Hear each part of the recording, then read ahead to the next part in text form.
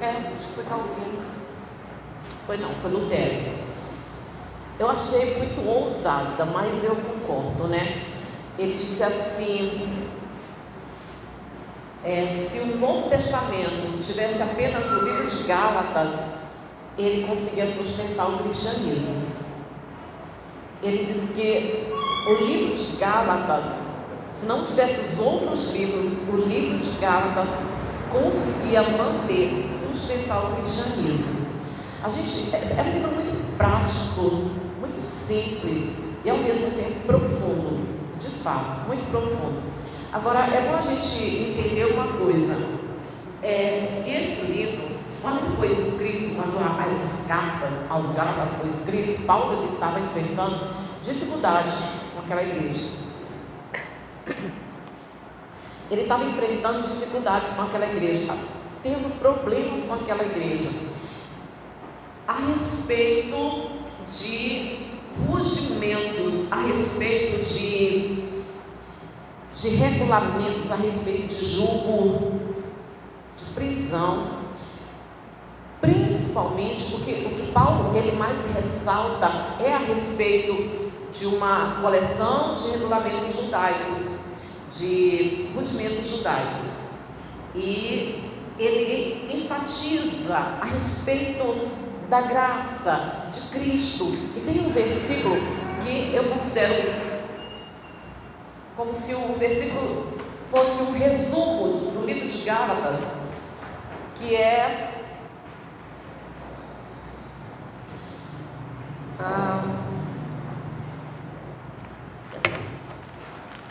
a gente vai estudar hoje Gálatas, mas eu vou pegar versículo 1, mas deixa eu dizer assim, esse daqui para mim resume tudo que Paulo quer dizer. Ele diz assim, no 14, do 5, capítulo 5, versículo 14, ele diz assim: porque toda a lei se cumpre em um só preceito, a saber, amarás o teu próximo como a ti mesmo. Eu acredito que esse versículo ele resume tudo que Paulo ele gostaria de que os Gálatas compreendessem. Porque quem ama o próximo não vai adulterar, destruir a família do próximo, não vai roubar, não vai matar. Então eles assim, se vocês querem cumprir as leis, ame o próximo, pronto. Mas aí, no versículo 1 do capítulo 5, ele falando principalmente sobre essa coleção de rudimentos, de regulamentos judaicos, ele fala o seguinte, versículo 1: para a liberdade foi que Cristo nos libertou, permanecei pois firme e não vos submetais de novo ao jugo da escravidão. E aí ele fala sobre a liberdade, e que liberdade é essa a que ele se refere?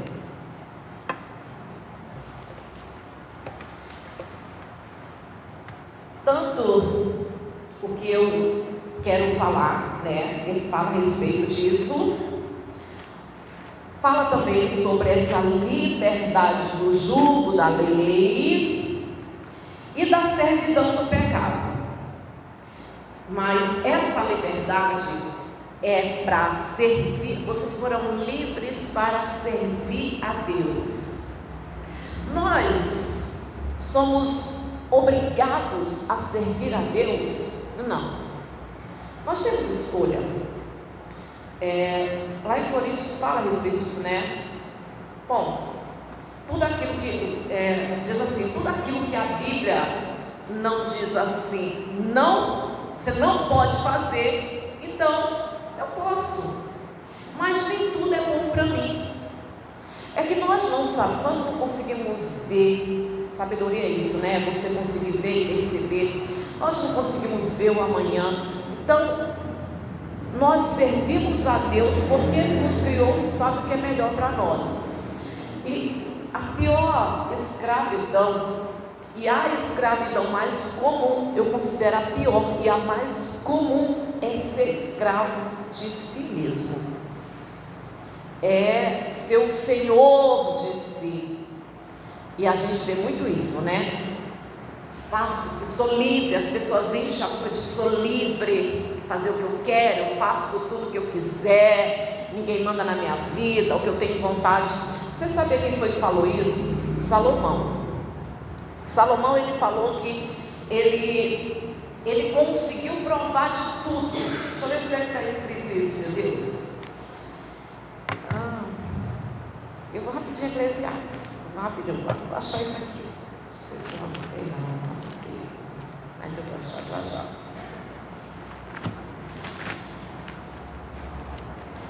E ele disse, se não me engano é o 11, acho que deve ser. Ele disse assim: eu não neguei a mim mesmo nenhum prazer. Eu fiz tudo aquilo que eu tive. É o 2, não sei, vamos lá, é o 2. Isso, Eclesiastes capítulo 2. Ele diz assim: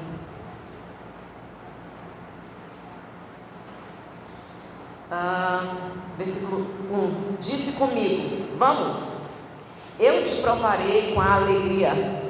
Disse comigo, eu te provarei com a alegria. Goza, pois, a felicidade, mas também isso era vaidade. Do riso, disse, é loucura, e da alegria, de que serve? Resolvi no meu coração dar-me ao vinho, regendo-me com tudo pela sabedoria, e entregar-me à loucura, até ver o que melhor seria que fizessem os filhos dos homens debaixo do céu, durante os poucos dias da sua vida.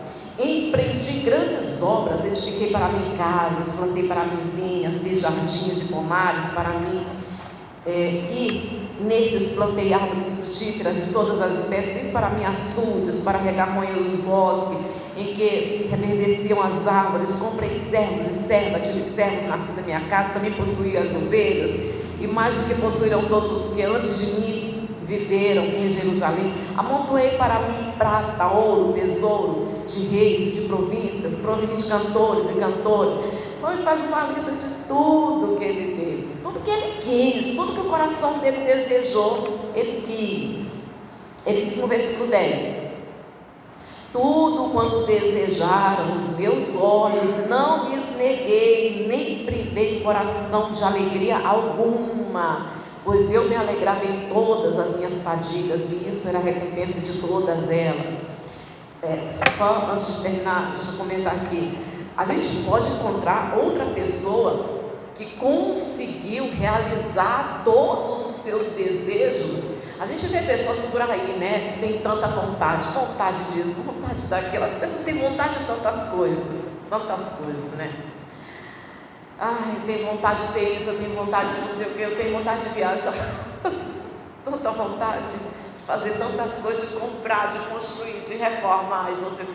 A gente não pode encontrar, acho que uma pessoa, ele representa muito bem a pessoa que conseguiu realizar todas as vontades, tudo que ele quis, ele obteve.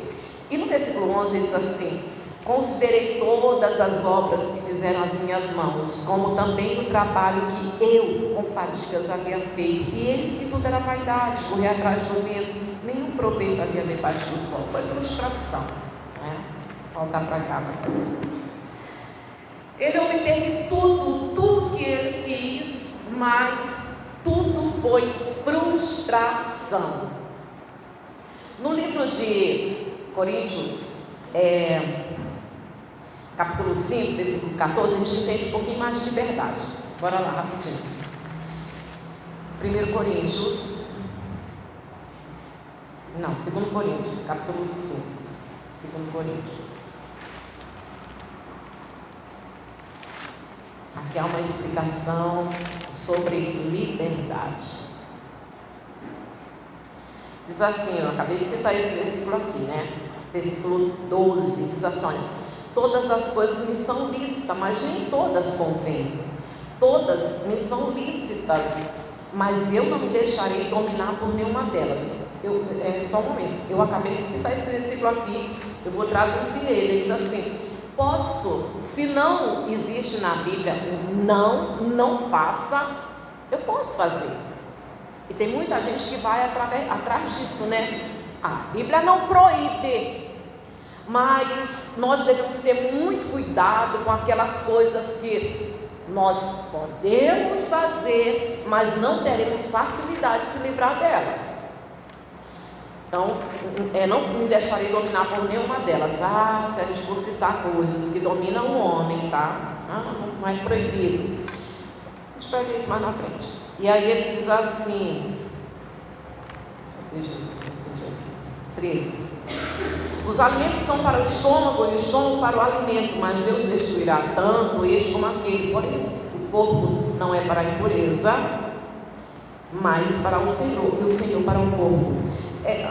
Comentar também a respeito do alimento, eles assim, o alimento é para o estômago, o estômago é para o alimento. Mas isso, irmãos, eles assim, não considerem isso uma coisa muito de extrema importância, porque isso vai acabar, vai ser destruído, tanto o estômago quanto o alimento, porque tem pessoas que ela come além do necessário.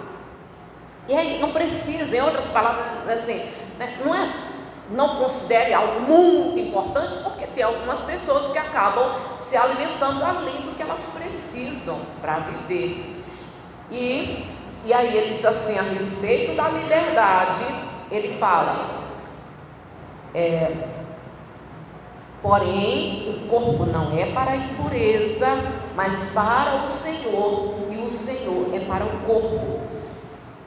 Isso daqui acaba com o argumento de pessoas que falam que o corpo é meu e o corpo é meu, as regras são minhas, né? E o corpo, tudo bem, que as pessoas de lá fora vivem do jeito que elas bem entendem, do jeito que elas querem, e elas acreditam que elas são livres e são as prisioneiras, porque elas são escravas da sua natureza caída. E o que é muito triste é que a maioria, na verdade todas, né, como o príncipe deste século cegou o entendimento dos incrédulos, eles não compreendem, eles não têm a percepção de que a avareza, que a lasciva, a sensualidade, a luxúria, que essas coisas mantém eles distantes de Deus. Não tem essa noção de que esses pecados do corpo, a sensualidade, a lasciva, a luxúria, a promiscuidade, mantém eles distantes de Deus, enquanto eles são dominados, né, pela natureza caída. E essa natureza caída que domina eles é a mesma que quer dominar eu e você. Continuando no versículo, ainda no 3, tá? O corpo e os alimentos, mas Deus destruirá tanto estes como aquele. Porém, o corpo, ele dá muita importância para o corpo, mas por quê, irmãos? Olha só, porém, o corpo não é para a impureza, mas para o Senhor, e o Senhor para o corpo. Esse é o Senhor para o corpo. Em outras palavras, ele quer dizer assim: mas o corpo de vocês, Deus quer encher dele mesmo. Quando diz o Senhor é para o corpo, é isso que ele está dizendo. Mas o corpo de vocês não é para a impureza, porque o corpo de vocês, Deus, ele quer encher dele mesmo.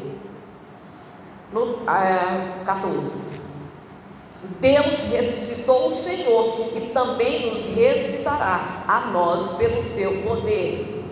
Esse corpo, ele está se referindo a este corpo.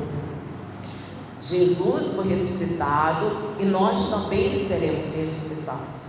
Como ele está dizendo, assim como Jesus. Por isso, esse zelo, esse cuidado com o corpo que Deus quer encher dele mesmo. No 15: não sabeis que os vossos corpos são membros de Cristo?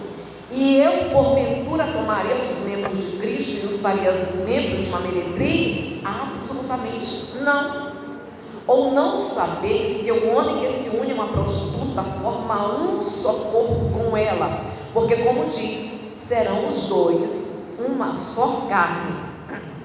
Mas aquele que se une ao Senhor é um espírito com ele. Fugir da impureza, que são os pecados do corpo. qualquer outro pecado que uma pessoa cometer é fora do corpo. Não significa, dá uma pausa aqui, irmãos. Não significa que existe esse pecadão e pecadinho, mas existem consequências, tá? Existem consequências graves e existem consequências gravíssimas. Outro dia eu comentei com vocês a respeito da consequência do pecado de Davi. As consequências do pecado de Davi de adultério foi a família dele, sofreu e não sofreu pouco não, mas as consequências do pecado de Davi, de autossuficiência, de soberba, aí ele sofreu, foi morte de milhares de pessoas. Então aqui ele está dizendo que qualquer pecado fora do corpo, mentir, enganar, são pecados gravíssimos e tem consequência, mas ele alerta sobre o perigo, o grave perigo de cometer pecado no corpo, a prostituição, o adultério, a impureza. Volto a dizer o motivo, né? Porque Deus quer encher o nosso corpo. Eu volto ao mesmo versículo, tá? 18. Fugir da impureza, qualquer outro pecado que uma pessoa comete é fora do corpo, mas aquele que pratica a imoralidade, aqui abrange todos os pecados de relação sexual, todos os pecados, peca contra o próprio corpo. Acaso não sabeis que o vosso corpo é santuário do Espírito Santo, que está em vós, o qual tendes da parte de Deus, e que não sois de vós mesmos? Olha só, essa é a liberdade. Essa é a liberdade. Quando as pessoas falam lá fora, a vida é minha, eu faço da minha. Nós dizemos exatamente que a nossa vida, ela pertence ao Criador, a Deus. E no 20, porque fostes comprado por preço, ou seja, por alto valor, agora pois glorificai a Deus no vosso corpo. Fomos comprados, então já Cristo morreu, vamos voltar para Gálatas, por nós, e agora nós vivemos por Ele. Por que isso? Porque o que Jesus fez, a demonstração de amor de Jesus, nos constrange. Paulo fala isso, acho que é aqui mesmo em Gálatas, versículo 2 e 3, vai falar sobre as leis judaicas, tá? Sobre as leis judaicas, sobre a circuncisão. Deixa eu pegar aqui o versículo 13. Porque vós, irmãos, fostes comprados à liberdade, porém não useis da liberdade para dar ocasião à carne. A carne é a nossa natureza caída, é o velho homem, tá? Que tem tendência para o mal, e fique bem claro isso, que tem tendência para o mal, tem inclinação para fazer o erro.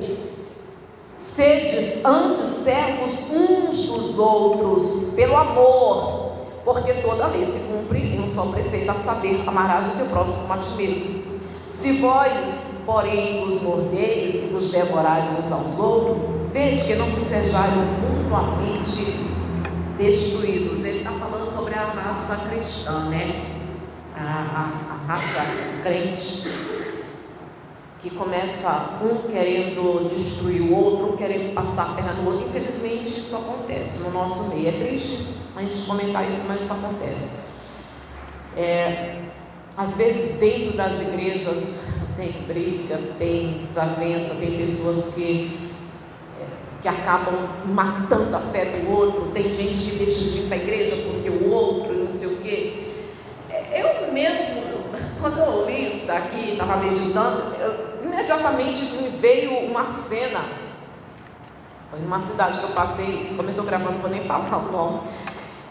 Terminou o culto, irmãos, e eu, às vezes eu saio e vou lá na porta. Aí, naturalmente, eu fui lá na porta, como que fui lá, né? Conversar, brincar. Quando eu chego lá, tá a maior discussão entre a obreira e uma membro. uma discussão, elas estavam indo quase no murro. E quando eu cheguei, disse assim, ela que começou, ela que estava me provocando, irmãos, não sabe de como estava a minha cara, não. Porque era na rua, e tinha membros, e tinha pessoas ali olhando.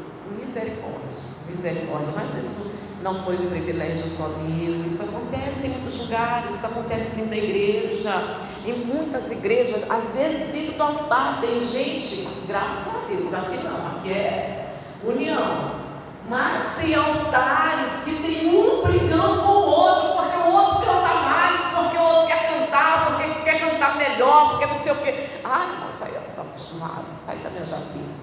Então, Paulo ele alerta que essas brigas, essas rixas podem acabar com a raça de crente. E o que é uma coisa que me deixa muito triste, que isso também é muito real, é que muitas das vezes eu até vi uma pessoa falando sobre isso e eu concordei 100% com ela, que foi a Isadora Pompeu. Ela disse assim, eu concordo com ela, ela disse, tem uma coisa que o mundo ganha da gente, é na união. Mexe com um que todos querem defender, todos querem se posicionar. Mas quando é com os cristãos, quando um cai, os outros ficam aplaudindo e aí fica espalhando, fica comentando, fica defamando, mas infelizmente isso é verdade. É verdade.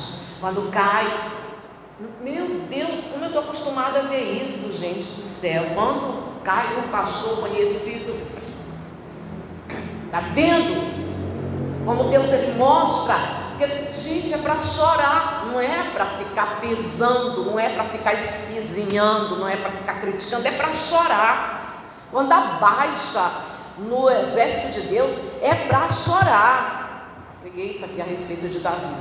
Então, infelizmente essas coisas podem acabar com a raça de crente. É isso que Paulo está dizendo. Olha, mas se vocês ficam se mordendo, se vocês ficam brigando, se vocês ficam querendo destruir o outro, cuidado para vocês não se acabarem mutuamente, né? Não se destruírem mutuamente.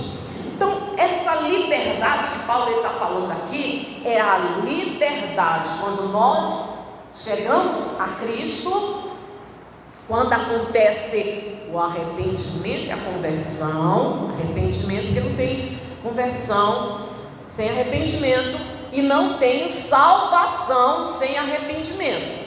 Então, quando acontece o arrependimento, a conversão e a salvação, para quê? Acontece a liberdade. Que liberdade é essa? A liberdade para que a gente possa construir um estilo de vida diferente, de respeito à vida, de respeito ao próximo, de mais humanidade, onde a gente vai amar o próximo, nunca se considerando inferior, mas também nunca se considerando superior. Não se considerar inferior, eu considero isso importante, sabe por quê? Porque Paulo diz assim, ninguém veja de si mesmo como inferior ou como superior a ninguém.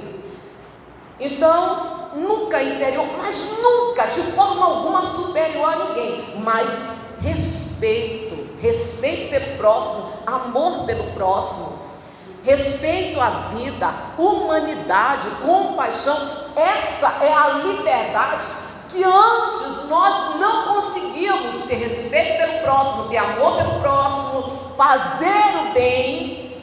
E hoje essa liberdade, dizer não para o pecado, porque muita gente lá fora não tem, muita gente não tem essa liberdade de dizer não para o pecado.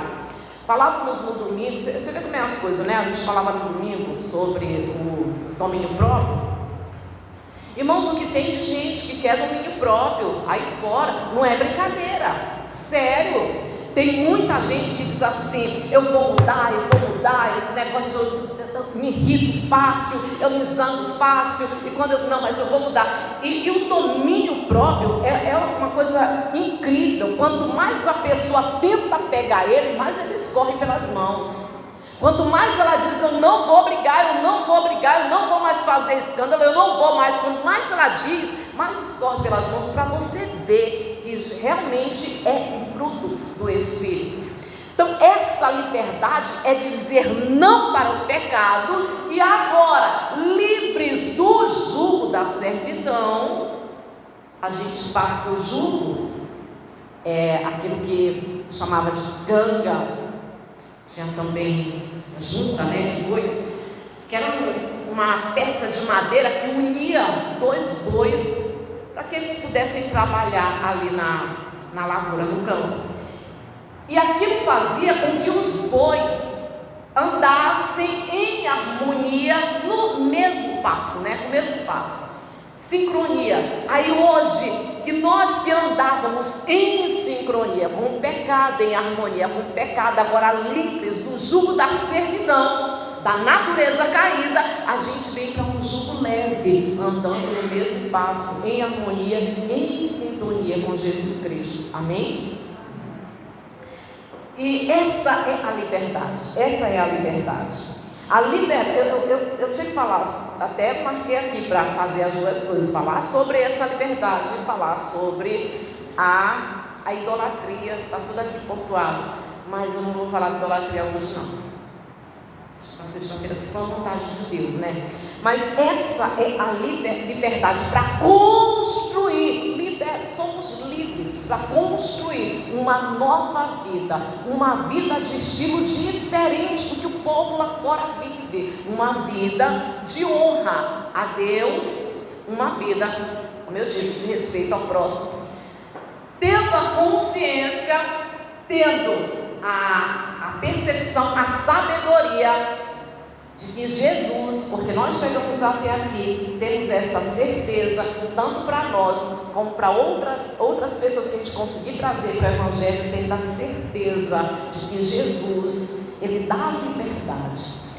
Ainda que a pessoa esteja lá na fonte do pecado, essa pessoa, conhecereis a verdade, e a verdade nos libertará. Conhecendo a palavra, conhecendo Jesus Cristo, ainda que na fonte do pecado, Jesus, Ele dá liberdade e salvação. Amém, Jesus? Vamos orar? Se coloca de pé. Esse eu vou falar da idolatria agora, vai demorar muito. Amados, feche os teus olhos em nome de Jesus.